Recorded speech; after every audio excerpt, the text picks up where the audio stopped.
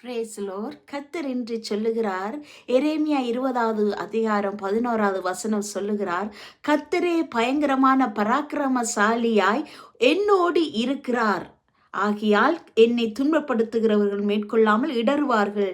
தங்கள் காரியங்கள் வாய்க்காதபடியால் மிகவும் வெட்கப்படுவார்கள். மறக்கப்படாத நித்திய லட்சி அவர்களுக்கு உண்டாகும். ஆண்டவராகிய கர்த்தர் என்று எங்களுக்கு சொல்லுகிற வார்த்தை, தேவன் உங்களோடு இருக்கிறார், தான் எங்களோடு இருக்கிறார் என்று கர்த்தர் சொல்லுகிறார்.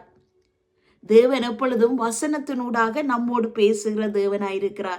ஒருவேளை நாம் இந்த சூழ்நிலை கடந்து போகிற சூழ்நிலை மிகவும் கொடிதாயிருக்கலாம், மிகவும் போராட்டமான சூழ்நிலை இருக்கலாம். ஐயோ, நான் தனியாக இந்த சூழ்நிலை காரியங்களை கடந்து போகிறேனே, நான் தனியாக இதை ஃபேஸ் பண்ணுகிறேன், எனக்காக குரல் கொடுக்க யாரும் இல்லையே, என்னோடு நிற்க யாரும் இல்லையே, எனக்காக பேச யாரும் இல்லையே, என்னை தட்டி கொடுக்க, என்னை தூக்கிவிட எனக்கு யாருமே இல்லையே என்று சொல்லி ஒருவேளை நீங்கள் கலங்கி கொண்டிருக்கலாம். இந்த பிரச்சனை நான் எப்படி நான் தனியாக இதை சமாளிக்க போகிறேன், இந்த பிரச்சனையை நான் எப்படி இந்த காரியத்தில் நான் செயல்பட போகிறேன், எப்படி தனியாக இந்த முடிவு எடுக்க போகிறேன் என்று சொல்லி நீங்கள் கலங்கி கொண்டிருக்கலாம். ஆனால் இன்று ஒரு நற்செய்தி என்ன தெரியுமா? தேவன் சொல்லுகிறார், நான் உங்களோடு இருக்கிறேன்.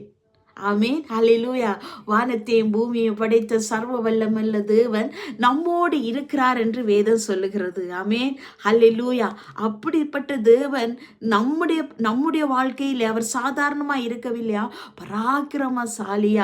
பராக்கிரமசாலியாய் எல்லாவற்றையும் செய்து முடிக்கக்கூடிய பராக்கிரம் உள்ளவராய், எல்லாவற்றையும் மேற்கொள்ளக்கூடிய பராக்கிரம் உள்ளவராய் தேவன் நம்மோடு இருக்கிறார் என்று கர்த்தர் சொல்லுகிறார். எனக்கு பிரியமானவர்களே, இன்றைய நாளில் நீங்கள் கடந்து போகிற பாதை மிகவும் போராட்டமாக இருக்கலாம், மிகவும் பிரச்சனையாக இருக்கலாம். கலங்காதீங்க, கவலைப்படாதீங்க. கர்த்தர் என்னோடு இருக்கிறார் என்று அறிக்கை செய்து செய்து வாழ்க்கையில ஜெயமடுங்க. அந்த பிரச்சனையை நீங்கள் தாண்டி போகத்தக்க பலன் உங்களுக்கு உண்டாகும். கர்த்தர் என்னோடு இருக்கிறார், கர்த்தர் என்னோடு இருக்கிறார், நான் தனிமை இல்லை, கர்த்தர் என்னோடு இருக்கிறார், கர்த்தர் என்னோடு இருக்கிறார் என்று அனிதினம் அறிக்கை செய்யுங்க.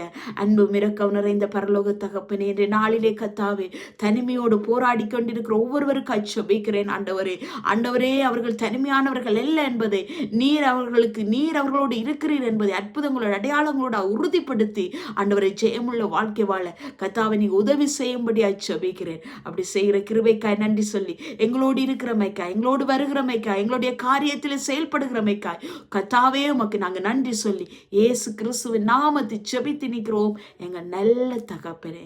ஆமென். பிரியமானவரே, God bless you. கர்த்தர் உங்களோடு இருக்கிறார், மறந்துடாதீங்க. தேவன் உங்களோடு இருக்கிறார். வானத்தையும் பூமியையும் படைத்த சர்வ வல்லமுள்ள தேவன் நம்மோடு இருக்கிறார். ஆமென். God bless you.